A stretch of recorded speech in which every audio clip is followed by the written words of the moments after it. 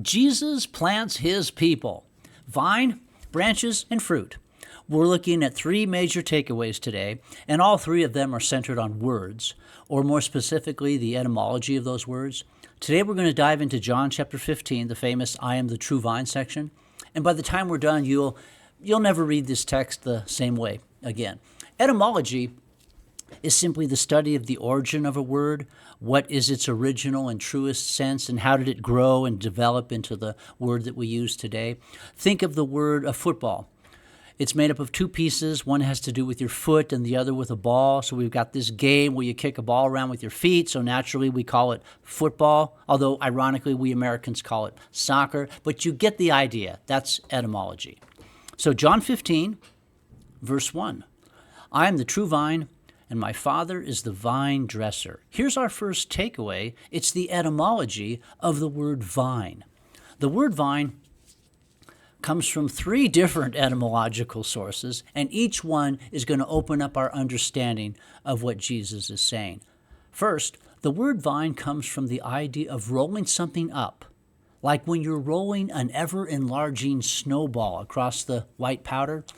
You're taking something that's spread out and bringing it all together into one unified object.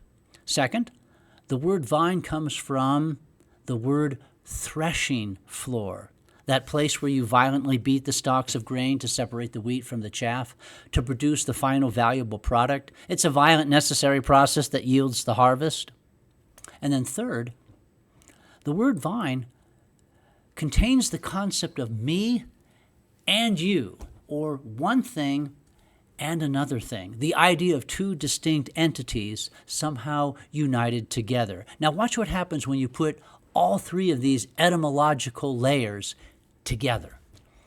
When Jesus says, I'm the true vine, the first thing he's actually declaring is, I'm the true threshing floor. Jesus equals the threshing floor. When you think of God performing a violent act that produces the valuable crop at the end of the harvest, think of Jesus on the cross. The cross is the ultimate threshing floor where the violent judgment of God falls. It's where the separation happens, where the chaff is burned away, where the wheat is gathered in.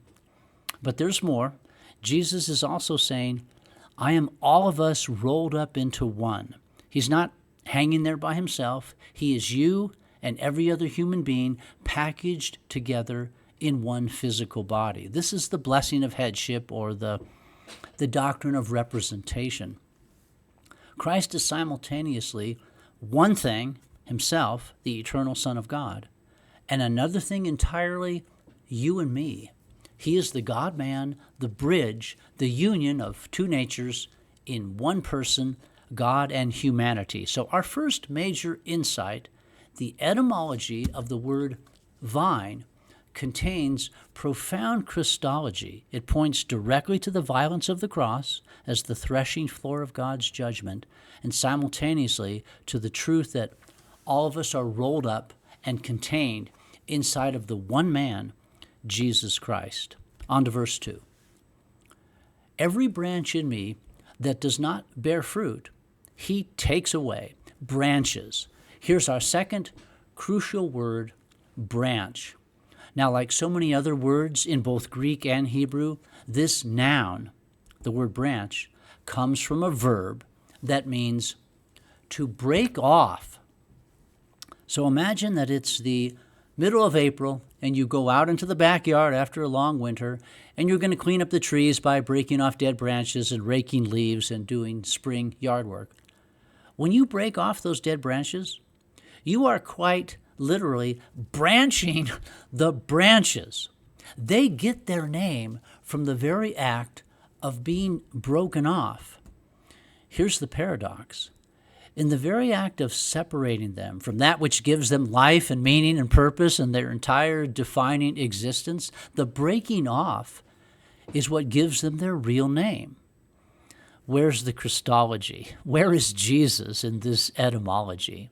Well, here's the second takeaway.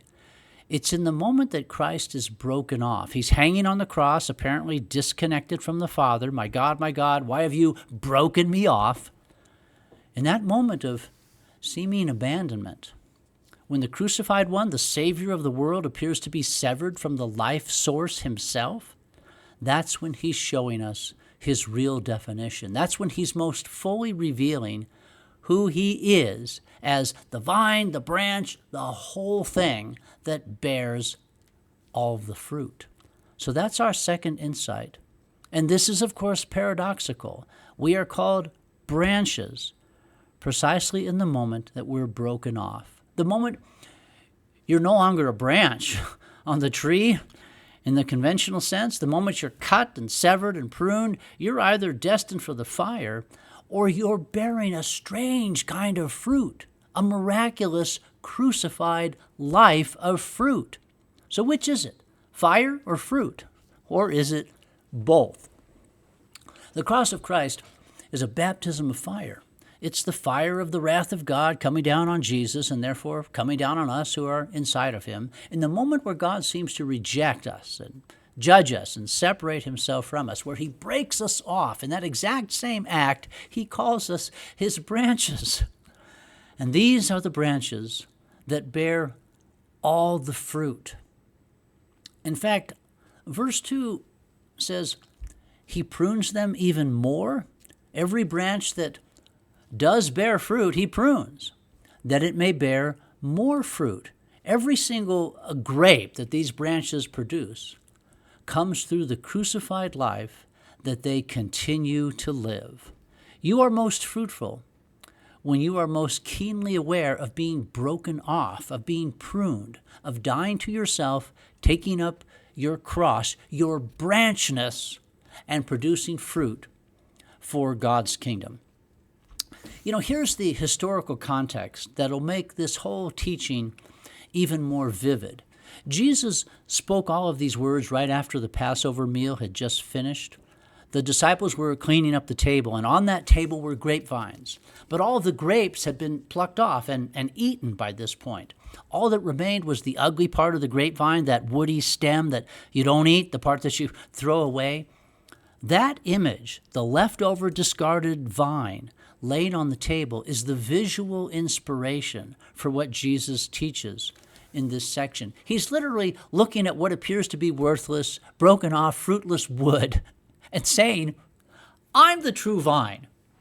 The thing that looks dead, useless, ready for the fire, that's where the life is. That's where the fruit comes from. The cruciform image of God, Good Friday. Okay, already clean, already pruned. That takes us to verse 3. Already you are clean because of the word that I have spoken to you. That word clean is the exact same word as that which was used in the previous verse, but translated as pruned. So you could read this verse as, already you are pruned because of the word which I have spoken to you. Or you could read verse 2 as, he cleanses every branch so that we might bear more fruit. Do you see what Jesus is doing here? Our cleansing process doesn't look like getting a nice spiritual bath. It looks like a crucifixion. It looks like being broken off from our relationship with God, or at least what feels like being broken off. You have never been closer to God than when you're crying out with his Christ, my God, why have you broken me off? In that moment resides all the fruit. But that fruit, it's been plucked. It's been consumed inside of the body of these disciples. Yes, take and eat this crucified life of God. Become one with it. Let it nourish you. We abide inside of Jesus as he abides inside of us in the ugly, excruciating, cross-defined life of the universe and everybody living in it. It's that very condition of feeling broken off, of feeling distant from God, of experiencing the dark night of the soul that unites us to him. Because that's precisely where he is. That's precisely what he experiences, and he experiences it as us, for us, and in our place. Okay, fruit, the last takeaway, our final beautiful insight will be the word fruit. verse 4. As a branch cannot bear fruit by itself unless it abides in the vine, neither can you bear fruit unless you abide in me. The word fruit also comes from a verb, and a verb means a variety of interconnected things. The origin of the word a fruit is the verb to seize hold of something and carry it away with violence.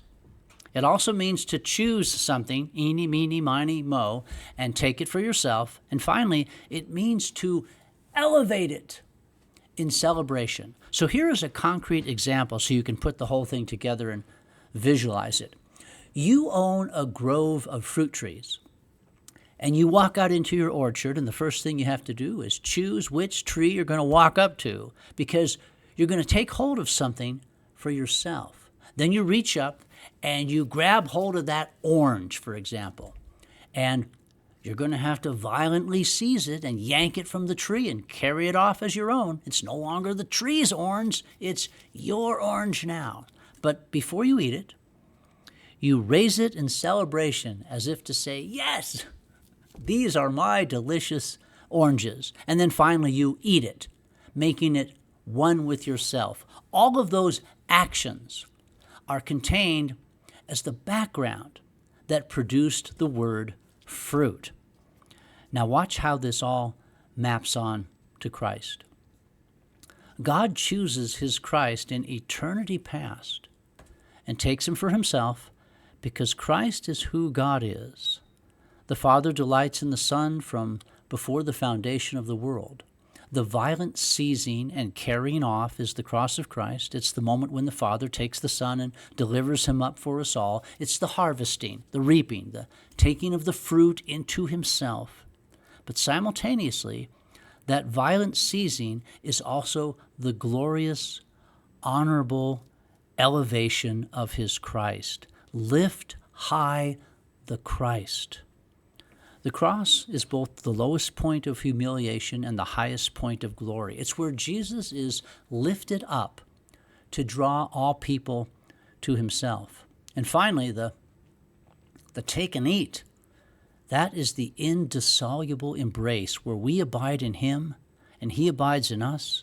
The fruit becomes one with us as we feed on Christ. We have here abiding, communion, and union. So let me bring all this together. We've looked at three key words: vine, branch, and fruit.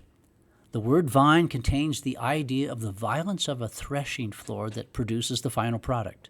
It also contains the idea of all of us being rolled up into one man who is both himself, the eternal Son, and all of us, the redeemed humanity that he represents. Branch is a word that gets its name from the moment it's no longer a branch in the conventional sense. From the moment it is broken off, we get our name Christian from the Christ in the very moment that he appears to be rejected by God. Our identity is forged in the crucible of the cross. And fruit is the idea of time and eternity colliding in the person of Christ, the one who has been chosen from before the foundation of the world to carry off our sins and to be elevated in heaven on his cross-shaped throne, wearing his crown of thorns. Jesus is the true vine. We are the branches, broken off yet bearing fruit.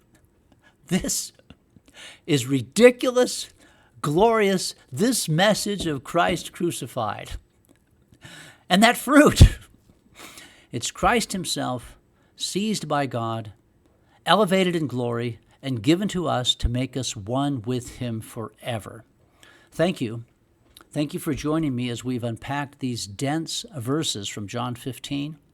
Engage with this material, subscribe to this channel, and we will journey through all 31,000 verses of the Bible together. I'm the Reverend Dr. Frank Baljamin, the physics pastor from the Santa Cruz Mountains. God bless.